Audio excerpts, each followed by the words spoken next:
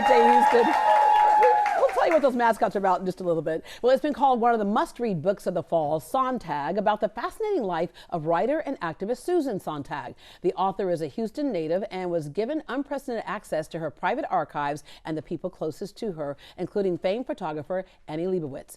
Here with more, please welcome Benjamin Moser, the author of Sontag. Hello there. So you grew up here in Houston, and books were not so far away from your life and your DNA, if you will. They sure weren't. My mother had a bookstore, and my whole family always were readers, and I just, I grew up around books, and I grew up in a bookstore, and I kind of didn't branch off very far from the family tree. Yeah, all right. So a lot of us look at books as required reading in school, right? It's a chore. But it is not a chore. Once you connect with a book, it is not a chore. For you, what was the first book that you connected with as a kid? Well, I don't even remember, but I remember this book called From the Mixed Up Files of Mrs. Basil E. Frankweiler, about two kids who got stuck in the Metropolitan Museum in New York, and that just seemed like my dream. Yeah, that would be kind of a cool thing. Okay, see, because your mother owned a bookstore, you remember books like that. I'm like Charlotte's Web, Old Yeller, that type of stuff right Old there. Yeller killed me. Yeah. Oh my God, I'm still crying about Old Yeller. Okay, I've told the story before, but okay, so I was so connected to that book that I went ahead and read beyond what the teacher was reading to us in class. So I find out what the deal is at the end of that book, and I come in and tell everybody in class. Everybody's crying in the whole Spoiler bit. alert. I spoiled it. I spoiled it. So everybody, all the kids were like, "Ugh!" And the teacher's like, "What's wrong with you?" And so she changed the ending and said that Old Yeller got up, dusted himself off, and lived happily ever after. So all the kids are looking at me going, "You liar! You lie!" Yeah, they thought I did. My teacher didn't tell us that. Yeah, I wish no. she had. She just did that because I had already ruined it until she ruined it for me. Okay, so it's one thing to read a book. It's another thing to actually pen a book. So the first time you sat down to do that, what was that like? Well, it's really scary because if you're a reader, you are tempted by writing and you're fascinated by writing, but you're not really sure that you can do it, especially if you grow up obsessed with books the way I did.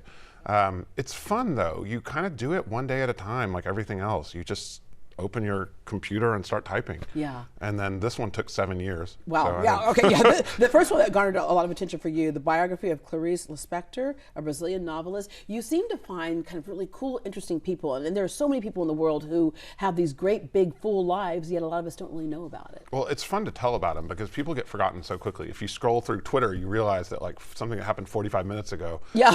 You know, it's history. It's gone. historical. It's gone. Yeah. So it's fun to remember. And in the case of Susan Sontag, it's great to remember this woman who was this incredible link between high culture. I mean, she wrote these very difficult essays about French philosophy that 4,000 people read. But at the same time, she was on the cover of Vanity Fair. Yeah, she would be pop culture too. Yeah, at the same time. Yeah, so that's really cool. What interested you about her to the point where you wanted to write this? Well, I was fascinated from that first book that you mentioned about Clarice Lispector about the world of the great female intellectuals of the 20th century. I thought there were so many of these stories that weren't being told and so many of these people that were being forgotten. And there was this real legacy, and it was sometimes really exciting and it was sometimes really shocking. Yeah, and you got a chance to get like really close to her, as close as you can get to her life without getting next to her, right? Yeah. And so what was it that allowed you to get so close to these people and even go through her laptop? Yeah, that was really creepy. Well, it's almost like that person's still alive, right? Yeah. If you're looking at that, these personal writings that somebody has, it's almost like they're still alive. It's one thing to look at letters because letters are sort of, you know, if you're used to doing historical research, you're used to that. But going to the laptop was weird. And I should say, she sold that laptop to the UCLA library. So she knew this was going to happen after she died. But still, I can't imagine what it would be like to for someone to read my emails. Yeah.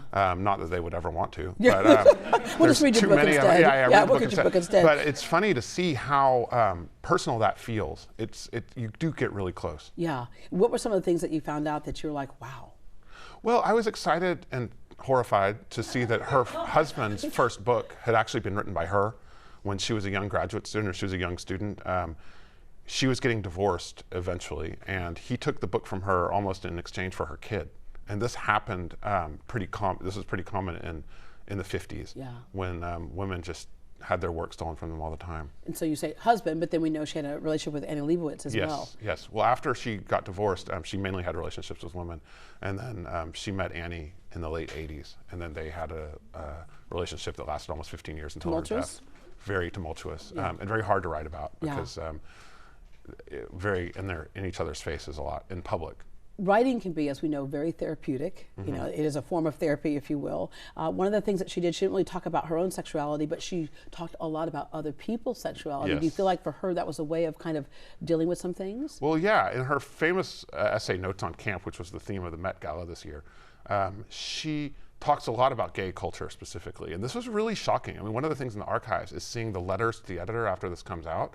And people really thought that to write about gay culture was the end of America, because it would destroy the traditional family and all this kind of stuff. But you feel that now you read this essay and you think it's kind of fun, it's kind of cute, it's kind of nice in all sorts of ways, but you don't think it's the end of America. Yeah, because it depends on what time you release something, right? Yeah, and this is 1963. It was a different world for women, it was a different world for gay people, it was a different world for Jewish people, it was a different world for black people, it was a different world. Yeah. Than where you come from. Is that what it's a different world than where you come from? Okay.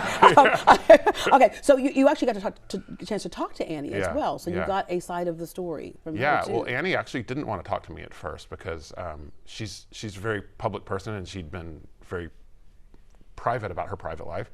And finally, I was walking down the street in Paris one day, and one of her assistants called me and said, "She's decided to talk to you. Wow. And can you come tomorrow and talk to her?" And I said, "Sure." I said, "Where?" And she said, in New York. And I said, "Okay." Yeah, and I got on a plane. Where were you? I was in Paris. Paris, okay. Yeah, not Paris, Texas, where my grandparents you are were from. here. All right, okay. So, but if you really want to get to know somebody, if you want to get to know everything about somebody, who do you talk to? Y'all know who I'm talking about. Who do you talk to?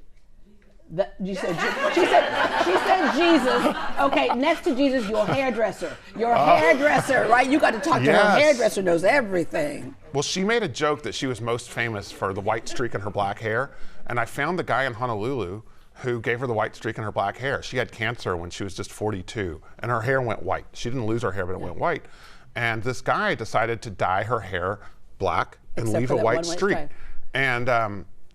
And this was one of the historic hairstyles of America. Yeah. And everybody knew her for it. Even on Saturday Night Live, they had a wig that they could put on for Susan Sontag that symbolized the New York intellectual. Well, thank you so much for doing this book, because it's really interesting. I love somebody who I never really knew much about that you suddenly start to become you know a lot more about, right? And you can also kind of take that journey with yourself of certain things that you share along with that person in there.